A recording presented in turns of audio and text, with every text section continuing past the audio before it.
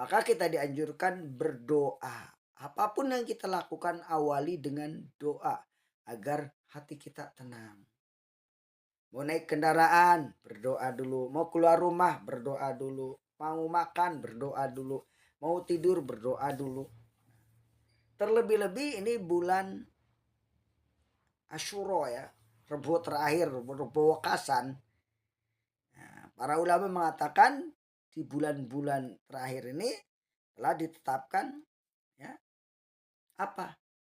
Ditetapkan catatan balai bencana. Maka kita harus banyak beristighfar, banyak berdoa, banyak mengadu kepada Allah Subhanahu wa taala. Nah, ini. Saudaraku yang dimuliakan oleh Allah Subhanahu wa taala, ayat selanjutnya walau anna lilladzina zalamu ma fil ardi jami'a wa mithlahu ma'ahu laftadau bihi min su'il adzabi yawmal qiyamah wa badalahum minallahi ma lam yakunu yahtasibun.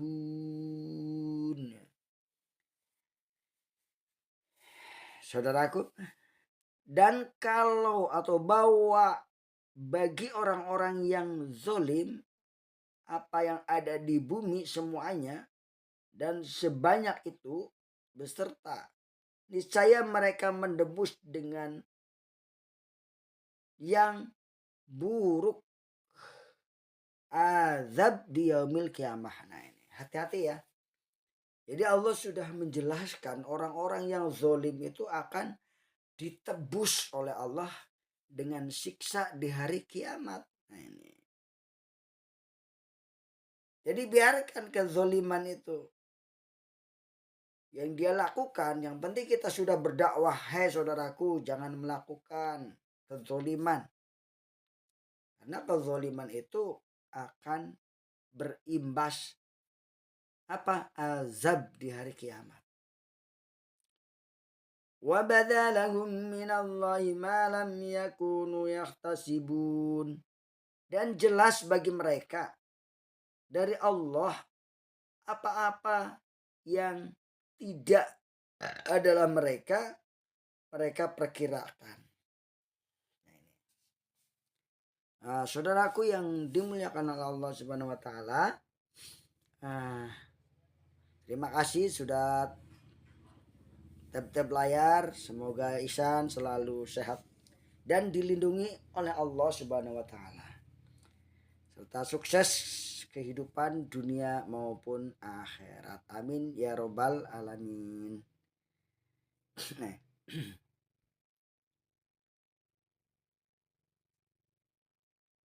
Nah ini.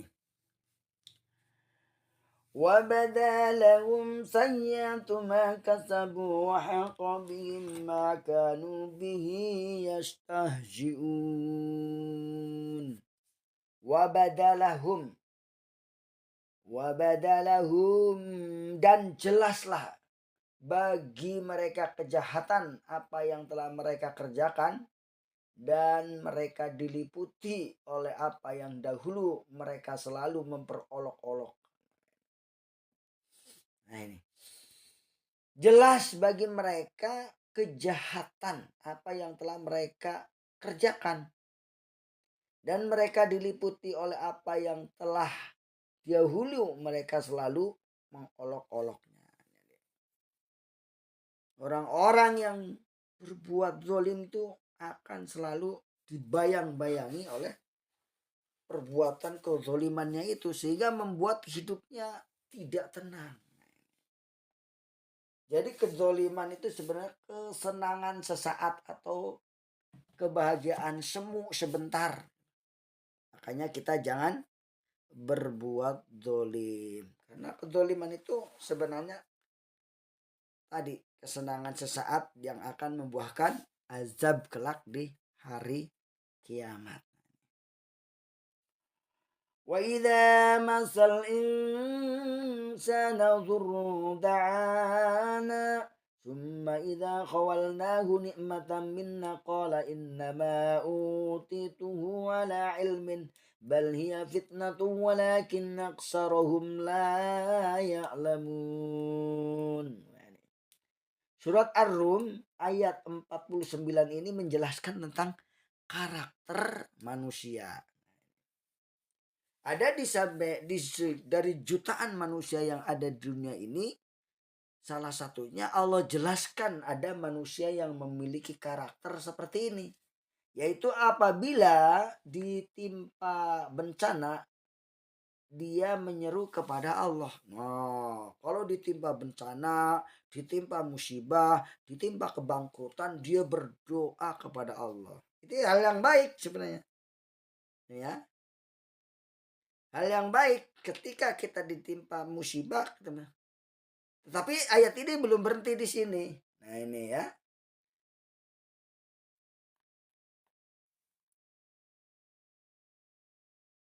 Kemudian apabila kami berikan nikmat kami kepadanya, dia berkata, sesungguhnya aku diberi nikmat ini hanya karena kepintaranku. Nah ini jeleknya manusia. Manusia yang tidak bersyukur dia akan mengatakan, hei kalau dikasih nikmat, kenapa kamu bisa beli mobil, beli motor, atau beli rumah? Dia akan mengatakan, ini karena saya orang pinter, saya orang hebat. Nah ini salahnya di sini. Manusia yang tidak bersyukur. Harusnya dia mengatakan la haula wala quwata illa billah. Apapun yang saya miliki, saya bisa, ini tidak ada apapun yang bisa saya lakukan kecuali atas pertolongan Allah. Gitu.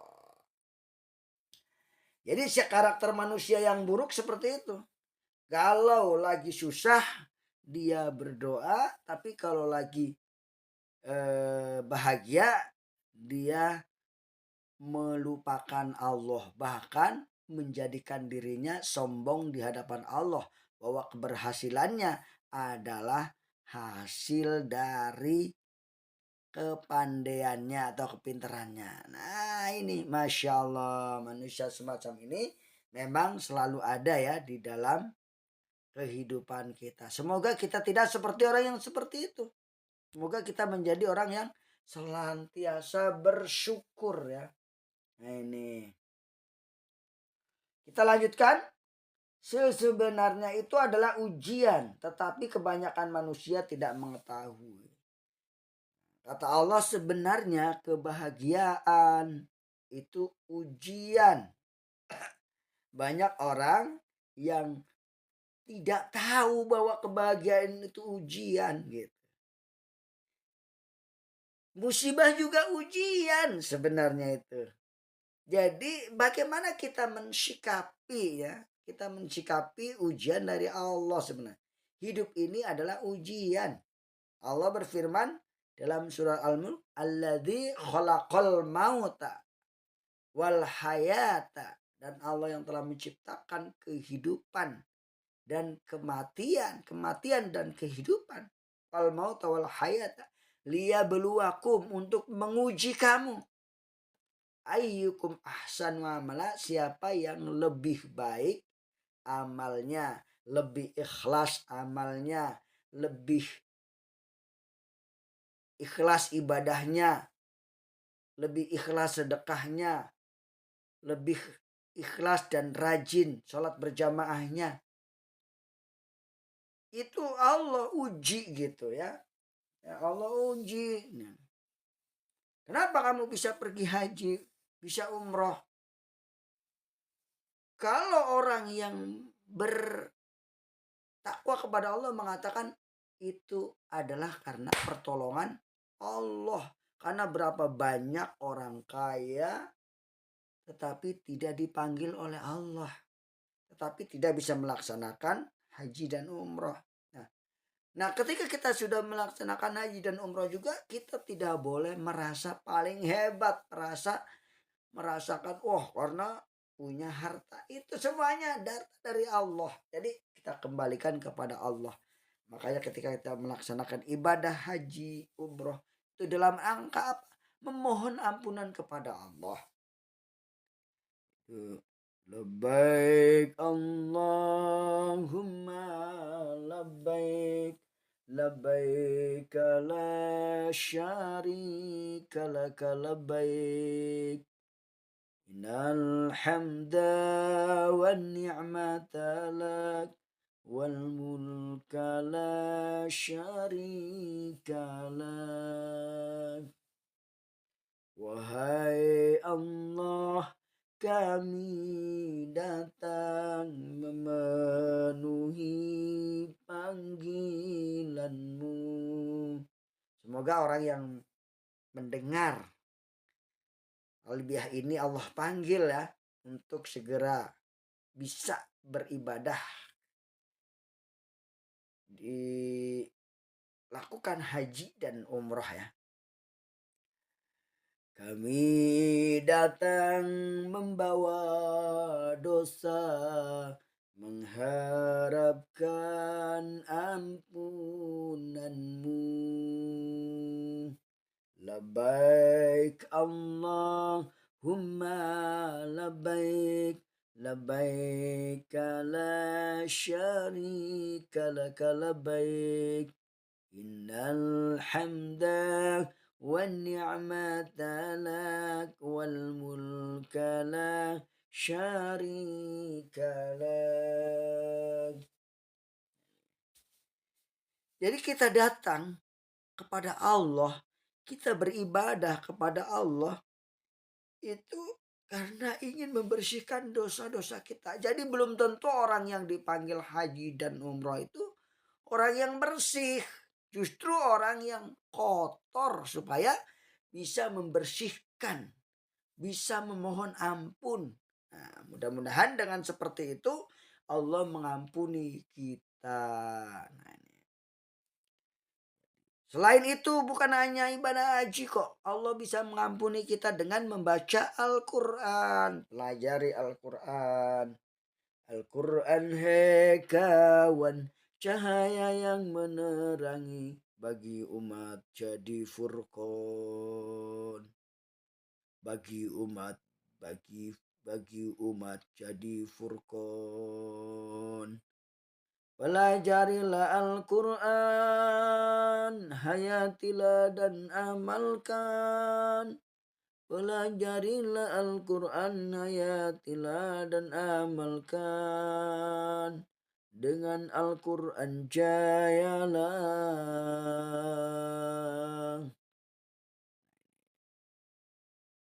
Jadi untuk mendapatkan ampunan Allah tidak hanya haji dan umroh, tetapi juga membaca Al-Quran, bersedekah, sopan, santun, baik, berakhlak kepada sesama. Itu juga akan mendapatkan ampunan Allah Subhanahu wa taala. Baik, kita lanjutkan ya. Qad qalaha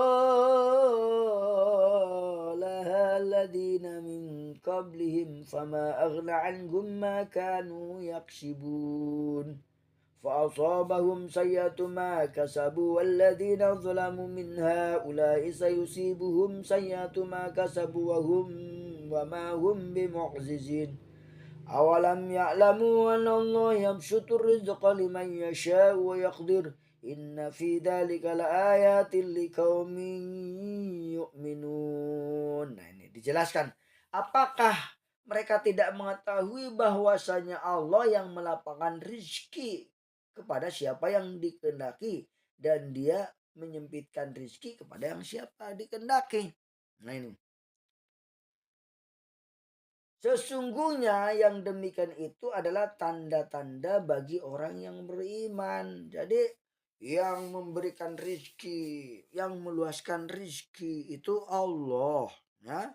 Yang memberikan rizki kepada makhluk-makhluknya baik yang beriman maupun yang tidak beriman itu adalah Allah. Bisa saja Allah memberikan, meluaskan rizki kepada orang-orang yang tidak beriman karena Allah Maha Rahman. Karena orang tersebut tidak akan diberi kenikmatan lagi di akhirat kelak. Nah, kita sebagai orang yang beriman, nikmat yang Allah berikan di dunia ini, kita hendaknya merasakan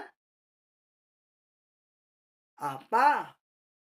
Bahwa nanti kita akan mendapatkan di akhirat yang lebih baik. Sehingga kita menjadi orang-orang yang bersyukur. Wajar saja kalau umat Nabi Muhammad itu anjurkannya banyak puasa ya. Puasa hari Senin, hari Kamis disunahkan. Nah, ketika kita hari Senin dan Kamis banyak orang yang babacakan, kemudian kita merasa ngiler ingin makan, katakan kepada diri kita, wahai jiwaku, insya Allah kamu akan mendapatkan nikmat di surganya nanti dengan nikmat yang lebih banyak. Itu sebagai motivasi ya, bahwa kita mengikuti sunnah Rasulullah memang tidaklah mudah, berat. Rasul menganjurkan kita puasa Senin Kemis, tetapi kita melalaikannya. Lalu kita nanti minta syafaat kepada Rasulullah. Dulu waktu kamu sehat, kenapa kamu tidak mau puasa? Kan aku sudah menganjurkan berpuasa. Nah, ini buat teman-teman, buat saya juga sendiri ya, yang masih males-males mengikuti sunnah Rasulullah, diantaranya adalah puasa Senin dan Kemis ya. Sunnah yang lainnya yaitu melakukan bekam ya, bekam. Bekam ini untuk menjaga kesehatan, itu juga sunnahnya. Tapi kita tidak mau melakukan bekam. Nah, ketika kita sakit baru, waduh sakit, nggak mau olahraga, nggak mau melakukan bekam. Nah, ini namanya kita menzolimi diri sendiri. Tapi bagaimana Allah Subhanahu wa taala mensikapi orang-orang yang melampaui batas, mendolimi diri sendiri? Mari kita lanjutkan. Qul ya ibadiyalladzina asrafu ala anfusihim la taqnatu min rahmatillah. Innallaha yaghfirud dzunuba jami'a innahu huwal ghafurur rahim.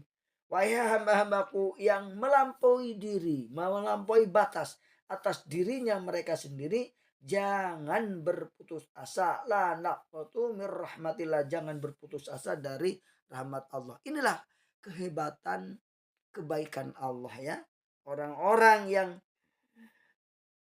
yang melampaui batas pun sama Allah masih dirangkul ya. Dan dikasih kabar ya, jangan atau diberi nasihat agar tidak putus asa. Harus tetap semangat ya. Sesungguhnya Allah mengampuni dosa kalian, dosa-dosa semuanya. Sesungguhnya Allah Maha Pengampun lagi Maha Penyayang. Nah, ini. Jadi kalau kita punya dosa, kita jangan putus asa. Kita istighfar aja, mohon ampun kepada Allah ya. Ya, insya Allah Allah akan mengampuni dosa-dosa kita. Kecuali dosa syirik, menyekutukan Allah Subhanahu wa taala ya. Kalau kita punya dosa syirik, kita harus betul-betul memohon ampun dan tidak mengulangi kembali. Bahkan dalam ayat selanjutnya Allah mengatakan, wa anibu ila rabbikum waslimu lahu min qabl an ya'tiyakumul azab tsumma la tunsarun. Dan kembalilah, kata Allah, kepada Tuhan kalian dan berserah dirilah kepada kalian kepadanya sebelum bahwasanya Allah akan mendatangkan kepada kalian azab, kemudian kamu tidak ada yang menolong. Jadi Allah mengajak kita nih, sebelum datangnya azab dari Allah, segera ayo kita bertobat. Bertobatlah kita, bertobat. Bertobat sebelum terlambat. Bertobatlah kita, bertobat. Bertobat agar kita selamat. Jangan pas ada bencana baru bertobat, ketinggalan. Ya. Pas ada bencana baru bertobat. Bertobat sekarang gitu. Sebelum ada azab Allah kita bertobat gitu. Rasulullah Shallallahu Alaihi Wasallam juga mencontohkan kepada kita setiap hari bertobat dengan membaca istighfar tidak kurang dari 70 kali dalam riwayatnya. Sampai 100 kali astagfirullahaladzim. Astaghfirullahaladzim. Astaghfirullahaladzim. Astaghfirullahaladzim. Nah ini. Begitulah Allah Subhanahu wa taala sangat baik kepada kita, mengajak kita, "Hayo balik, ayo kembali anibu ila rabbikum." Hayo kembali tobat kepada Tuhanmu katanya. Dan berserah diri kepada Allah sebelum datangnya azab. Nah, kemudian kalau sudah ada datang azab, summala tungsurun. Tidak ada lagi pertolongan Allah. Ketika Allah sudah mengazab atau mendatangkan azab, tidak ada bisa yang menolak dari azab Allah. Makanya dari itu sebelum datangnya azab, Allah memanggil kita untuk bertaubat. Nah ini.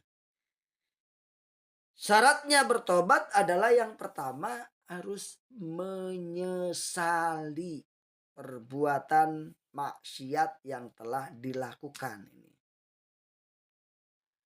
Syarat yang kedua, jangan mengulangi. Nah, kalau kita sudah bertobat, niatkan jangan mengulangi lagi. Ya. Perbuatan yang kita lakukan berupa kemaksiatan jangan diulangi karena kita sudah bertaubat.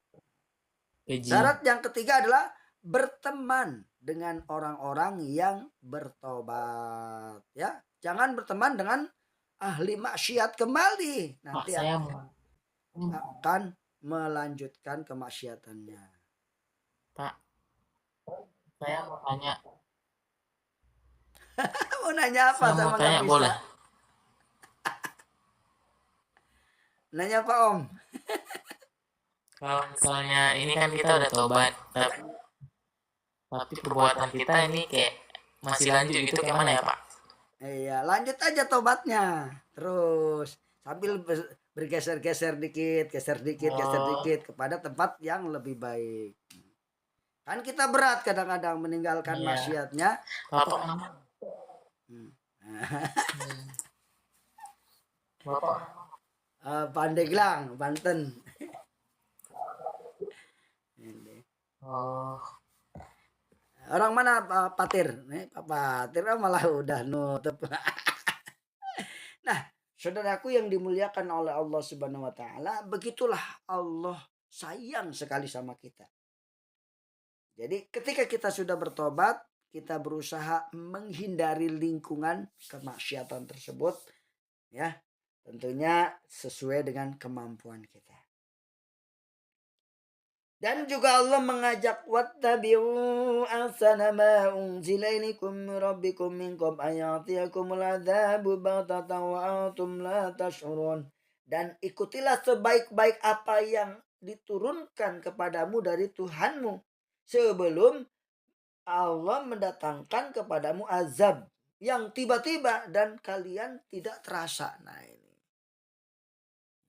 Jadi kita dianjurkan kembali kepada aturan-aturan syariat Allah. Apa-apa yang diturunkan oleh Allah yaitu ada dalam Al-Quran. Maka kita dianjurkan kembali kepada kitabullah dan sunnah Rasul. Nah ini. Sebelum apa? Sebelum datangnya azab yang tiba-tiba.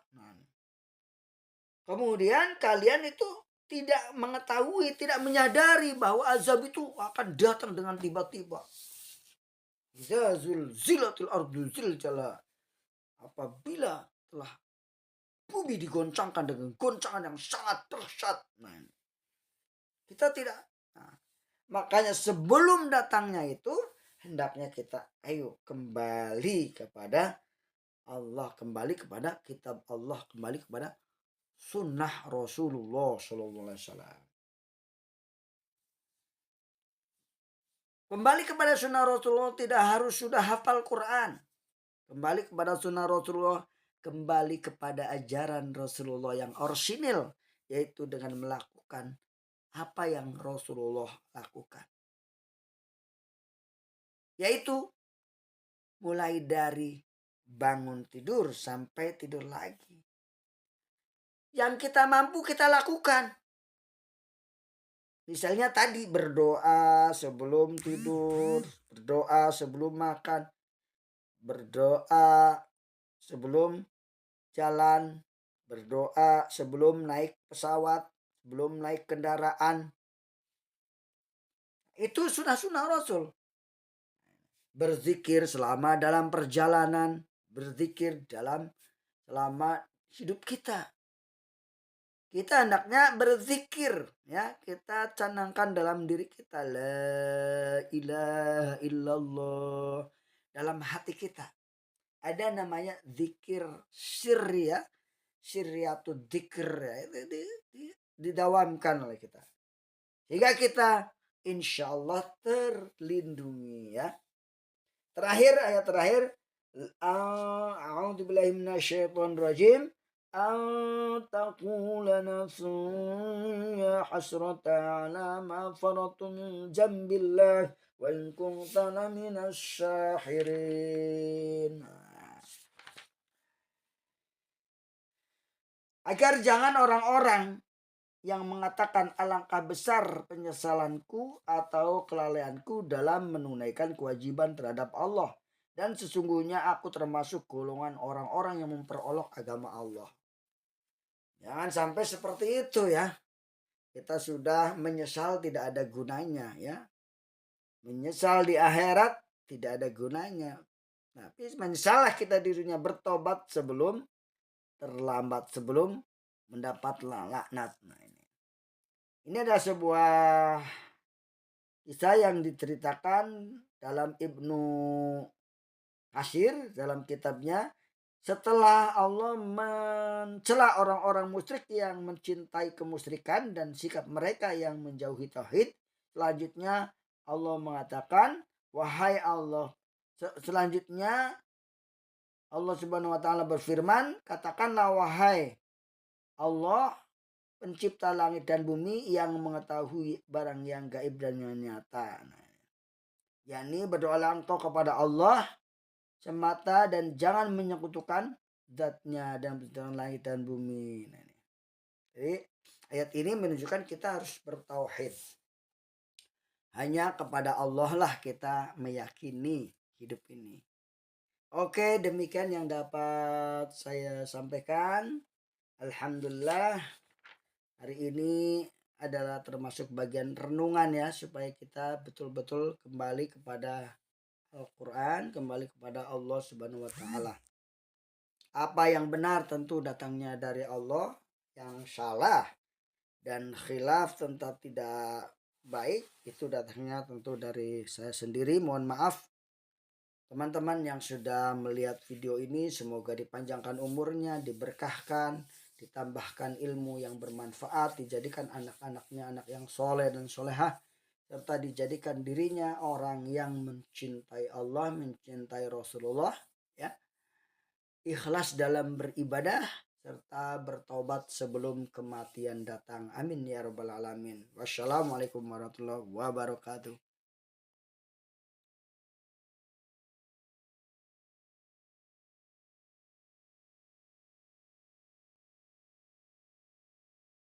Sallallahu ala Muhammad. Sallallahu alaihi wasallam. Sallallahu ala Muhammad. Sallallahu alaihi wasallam. Sallallahu ala Muhammad. Sallallahu alaihi wasallam. Sallallahu ala Muhammad.